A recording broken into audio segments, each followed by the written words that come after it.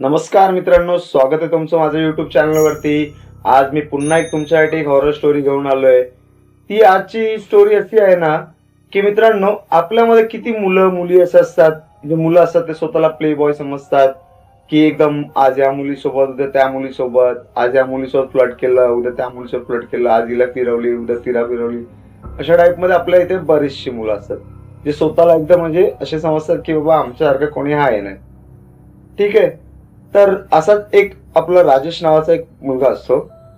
त्याची body personality दिसायला एकदम सुंदर, एकदम म्हणजे एकदम सुंदर, की बॉडी म्हणजे बोलाल तर तुम्ही काय बोलले, एवढी जबरदस्त बॉडी असते त्याची. आणि त्याच्या ऑफिस मधल्या पण मुली त्याच्यावरती फिदा असतात. तो मुंबईला जॉबला असतो. आणि काही दिवस म्हणजे काही महिने वर्ष होतात त्याला तिथे. आणि त्यानंतर त्याचं प्रमोशन होतं. प्रमोशन झाल्यानंतर त्याला बंगालला ट्रान्सफर होतो. बंगालला तो मॅनेजर म्हणून म्हणजे त्याची प्रमोशन झालं असतं आणि तो मॅनेजर होतो इथे बंगालमध्ये गेल्यावरती. पण तो जाताना ना त्याच्या मित्राने पण त्याला एक ऍडवाइस केलेली असते, की मित्रा तू इकडे तर मुलींसोबत फ्लर्ट वगैरे केलंस, पण तिकडे जाऊन जर तू फ्लर्ट किंवा काय करशील ना आणि जर ते तुझ्या अंगाशी येऊ शकतात, तर तो विचारतो की कसं काय माझ्या अंगाशी येणार आहे, मी तर एवढा शार्प आहे की मला काय फरकच पडत नाही. तर तो बोलतो की बघ, तुला एक सांगतो, आपल्या इकडे तसं असं एवढं काही कोणी हे नाही, पण तिकडे आहे ना ब्लॅक मॅजिक वगैरे असं देवाचं वगैरे भरपूर काय करतात, तर त्यामुळे तू जरा थोडा सांभाळून राहा तिकडे जाशील तर. तर असं काही होत नसतं रे, हे सगळे मनाचे अफवा आहेत किंवा असं काय वगैरे बोलून तो त्याला इग्नोर करतो. आणि तो जसा कोलकाता आपला सॉरी बंगालला पोहोचतो. बंगालला पोहोचल्यावरती त्याचं ऑफिस वगैरे त्याला जॉईन होतं. ते कलिग्स वगैरे त्याला भेटतात. त्यामध्ये त्याची एक ज्युनियर असते. ज्युनियरला पण तो म्हणजे खूप अट्रॅक्ट म्हणजे ज्युनियरला तो खूप आवडतो. आणि ज्युनियरशी त्याच्या मागे मागे वगैरे करत असते. तो काही एवढा इंटरेस्टेड नसतो तिच्यामध्ये. तो दुसऱ्या मुलींमध्ये इंटरेस्टेड असतो. पण काय होतं, त्यांना काही कालांतराने काही महिन्यानंतर त्यांना एक प्रोजेक्ट भेटतो. त्यामध्ये ती ज्युनियर आणि तो एकाच प्रोजेक्टवरती काम करत असतात. एकाच प्रोजेक्टवरती काम केल्यामुळे ती एकदम खुश असते, की बाबा मला आता याच्यासोबत टाइम घालवायला वगैरे भेटेल किंवा काय, अशी ती खुश असते. मग ते खुश असल्यामुळे मग काय ते प्रोजेक्टवरतीचं लक्ष वगैरे एवढं काय खास नसतं. पण तो प्रोजेक्ट आणि ती दोघं मिळून कम्प्लीट करत असतात. तर एके दिवशी काय होतं, की काही प्रोजेक्ट निमित्त त्या दोघांना बाहेर जावं लागतं. तर बाहेर जाताना पण ती खुश असते, की त्यासोबत वगैरे वगैरे. आणि शेवटी ती त्याला त्याच्या मना म्हणजे सॉरी तिच्या मनातली वस्तू त्याला सांगते, की सर तुम्ही मला आवडता, असं तसं वगैरे वगैरे बोलते. तो पण टाइमपास नेचरचा असतो. हा ठीक आहे यार, आपल्या लिस्टमध्ये अजून एक मुलगी ऍड झाली, तो या हिशोबात असतो. तर त्यांचं असं बोलणं वगैरे होत असतं नॉर्मल. पण तो काय एवढा तिच्यात इंटरेस्ट नसतो, पण तरी पण त्याचं आपलं चालू असतं बोलणं वगैरे वगैरे. मग एके दिवशी ते हॉटेलमध्ये वगैरे जातात. मग एकमेकांच्या घरी वगैरे जाणं त्यांचं वाढायला लागतं. आणि काही दिवसानंतर ते लोक म्हणजे तो आणि ती फिजिकल वगैरे होतात.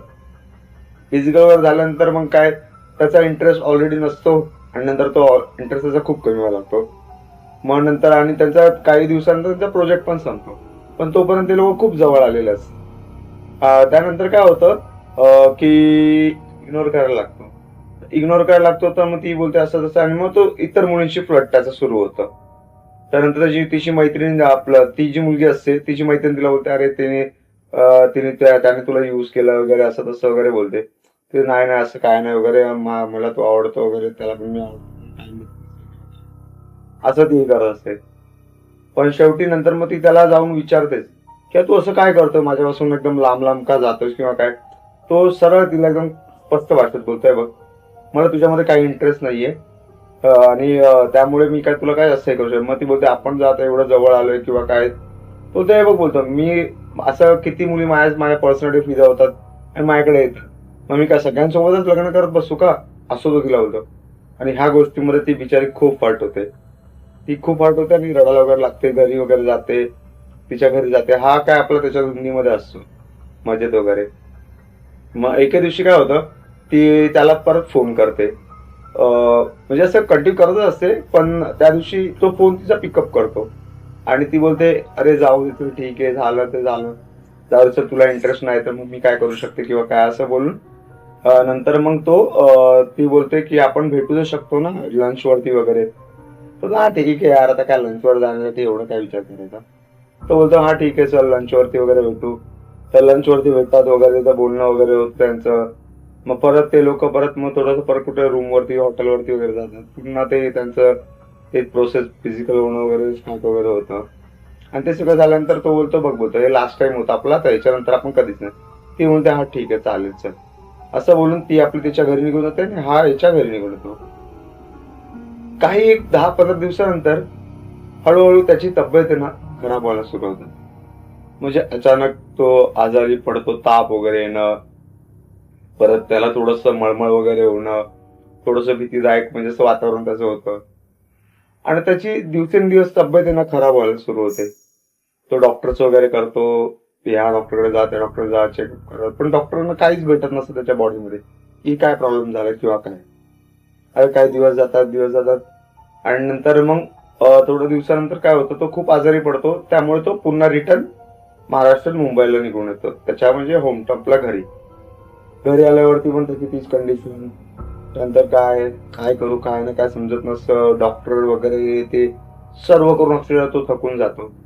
आणि थोड्या दिवसानंतर त्याला असं वाटतं की त्याच्यासोबत कोण ना कोणतरी आहे. तो जिकडे जाईल तिकडे त्याचं म्हणजे असं त्याला म्हणजे असं फील व्हायला लागतं की माझ्यासोबत कोणतरी आहे.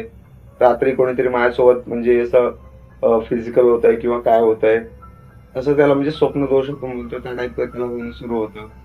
तो विचार करतो असं का होते मला, का होते, त्याला काही उत्तर भेटत नाही. मग तसं करता करता करता एके दिवशी तो पुन्हा त्याच्या मित्राला बोलतो की अरे यार बघ ना, मला असं म्हणजे एकदम विचित्र वाटतंय किंवा काय. त्याचा मित्र त्याला सरळ एकच प्रश्न विचारतो की मित्रा, भावा तू तिकडे काही काही कांड करून आलायस का, कोणाला काय. मग तो बोलतो हे नाही नाही नाही असं काय नाही असं म्हणजे त्याला बोलायला लागतो. कारण की त्याला असं वाटत असं की हा हा बोलला होता मला जाताना, मग त्याला ते खरंच वाटेल. आणि हा एकदम नॉन बिलिव्हर होता की म्हणजे त्याला काही विश्वास नसतो किंवा काय. पण दिवसेंदिवस त्याला ते त्याच्या पाठी कोण आहे हे होणं दिवसेंदिवस वाढायला लागतं. मग नंतर काय होतं, एका दिवशी त्याला म्हणजे असं उलट्या वगैरे चालू होतात खूप साऱ्या.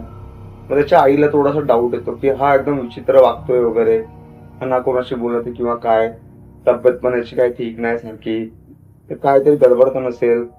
म्हणून त्याची आपली नॉर्मल एक दिवशी एका बाबाकडे वगैरे जाते की म्हणजे लोक नाही का आपलं नॉर्मल असं किंवा तो नॉर्मल एक पंडित असतो आपला. तो काय बोलतो हा ठीक आहे काय नाही होऊन जाईल ठीक, तुमच्या मुलाचे ग्रहमान थोडे खराब आहेत किंवा काय. तो साधा पंडित असतो, काही असं कुठला मांत्रिक किंवा तांत्रिक नसतो. असेच काही महिने निघून गेल्यावरती त्याची तब्येत इतकी खराब होते की तो पूर्ण ऍडमिट होतो हॉस्पिटलमध्ये. मग पुन्हा एक जण डॉक्टर वगैरे बोलतात, ते डॉक्टर स्वतः पहिल्यांदा कुठल्या केसमध्ये असं बोलताना म्हणजे माझ्या कानावर आलं की तुम्ही एक काम करा, हा इकडे बंगालला गेला होता ना, तर तुम्ही एक काम करा कुठेतरी, मला तर डाऊट येतोय. कारण की तो डॉक्टर जो असतो तो देवाचा भक्त वगैरे असतो, त्याच्या वागण्यावर वगैरे त्यांनी डॉक्टरने पण ऑब्झर्व केलं असं की हा काही नॉर्मल कुठल्याही प्रकारचा आजार नाही, हा काहीतरी भलतच काहीतरी आहे. तर त्यावेळी तिथे एक नर्स असते, ती त्यांना एक बाबा सजेस्ट करते की तुम्ही एक काम करा, त्या बाबांकडे जाऊन एकदा भेटून या, बघा काय बोलतो. ते तिथे जातात, ते लोक इकडे उभे असतात. बाबा एवढ्या लोकांमध्ये त्यांनाच नेमकं बरोबर बोलतात की या इकडे इकडे जरा, त्या तुमच्याशी बोलायचंय मला. तुमचा मुलगा आता कुठे बाहेर गावी गेला होता का कामाला, बाहेर गेला होता कामाला. तर हो बाबा तुम्हाला कसं माहिती. ते बोलतात बाळा, तुझा मुलगा जो आहे ना तो मरणाच्या दारावरती आहे, त्याच्यावरती मारणक्रिया केली गेली आहे. मारणक्रिया मारणक्रिया बोलल्यावर त्याची आई खूप घाबरते की म्हणजे असं काय झालं किंवा काय.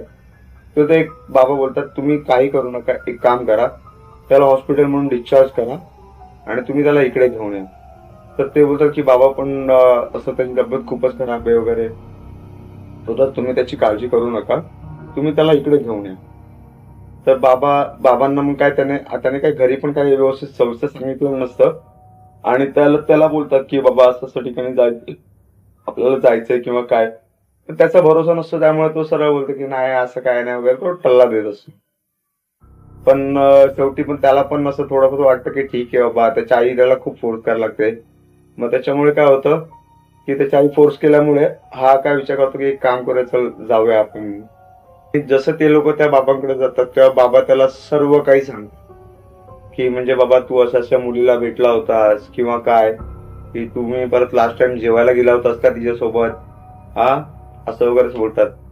मग बाबा त्याला सगळं सांगतो. मग हा विचार करतो की नाही बाबा एवढं तर कोणी खोटं, म्हणजे मी जर त्यांना काय बोललो नाही मग त्यांना कसं काय एवढं सगळं माहिती. मग तो त्यांच्यावरती भरोसा ठेवतो. भरोसा ठेवल्यावर ते सरळ सांगतात की तू ज्या वेळेला लास्ट टाइम तिला भेटायला गेलो तेव्हा जेवणामध्ये तिने तुला खाऊ घातलंय, आणि सेकंड ज्यावेळी तुम्ही फिजिकल झालात त्यावेळी तिने काही तुझ्या रुमाल वगैरे किंवा ते यूज केलेलं जे त्याचं होतं ते ते तिने ठेवून स्वतःकडे घेतलं आणि त्याच्या थ्रू ती तुझ्यावर क्रिया करते. मग तेव्हा तो विचारतो की बाबा मग आता मग ह्यातून मी मोकळा कसा होऊ, किंवा ह्यातून मी निघू कसा बाहेर, किंवा ह्यातून मी बाहेर कसा पडू शकतो. तेव्हा आता तू त्याची काळजी करू नको, ते मी बघतो काय करायचं ते. पण तू आता येते अमावस्येला माझ्याकडे तुम्ही लोकांनी सर्वांनी यायचंय, आणि मी काही विधी करेल ती घेऊन जाऊन मी जिथे सांगेल तिथे म्हणजे त्या ठिकाणी तुम्हाला हे ठेवून यावं लागेल. तर असं बोलून मग ते तिथून निघून जातात. आणि नंतर मग जसं अमावस्या येते तसं तो त्याची आई आणि त्यावेळेचा मित्र पण त्यासोबत येतो, कारण की त्यांनी बोललेले असतात की कुठल्या तरी एका म्हणजे पुरुषाला घेऊन या म्हणजे सोबत तुमच्या. त्याचे वडील नसतात त्यामुळे तो वडिलांनंतर घेऊन जाऊ शकत म्हणून मित्राला घेऊन जातो तिथे. तर मग तिथे बाबा त्याची पूजा वगैरे करतात, उतारा वगैरे करतात आणि त्याच्या मित्राकडे देतात. बोलतात की एक काम कर, हे कुठेतरी ना लांब जाऊन ना असं 4 रस्ते बघ आणि तिकडे सोडून ये. तर ते तसंच करतो. आणि एक काम कर, येताना मागे वळून पाहू नकोस.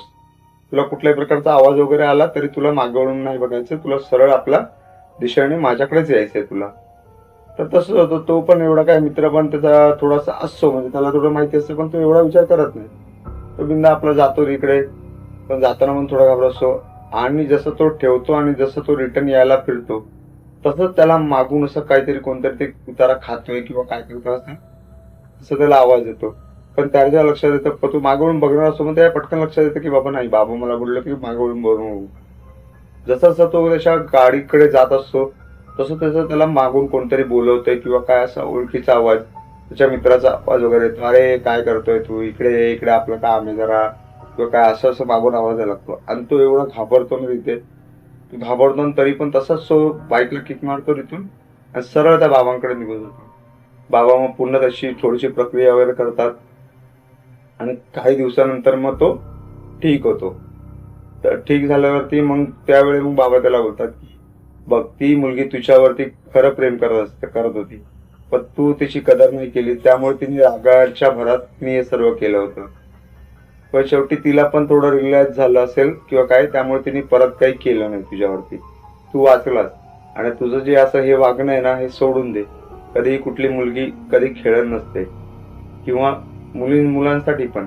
आणि याच्यावरती मग तुम्हाला मी पण हेच सांगतो की बाबा कधी असं काही करू नका की जेणेकरून कोणी तुम्हाला म्हणजे कोणी तुमच्याकडून हर्ट होईल. असं काही काम करू नका. प्रेम जे असतं ते कधी आपलं होतच कोणाला ना कोणाला तरी, पण तुम्ही त्या चक्करमध्ये शेवटी एखाद्याला काही सांगू शकत नाही की कधी कोणाचं डोकं फिरेल आणि तुमची वाट लावून टाकेल. त्यामुळे असं काही करू नका मित्रांनो. ह्या व्हिडिओला ठेवू इथपर्यंतच. पुन्हा भेटू दुसऱ्या व्हिडिओमध्ये. Bye bye. आणि हो, मेन गोष्ट म्हणजे बाबा तुम्ही व्हिडिओ पूर्ण बघता तर चॅनलला थोडं लाईक शेअर सबस्क्राईब वगैरे करत जा, थोडं 2-4 कमेंट्स करत जा, ते बरं वाटेल मला.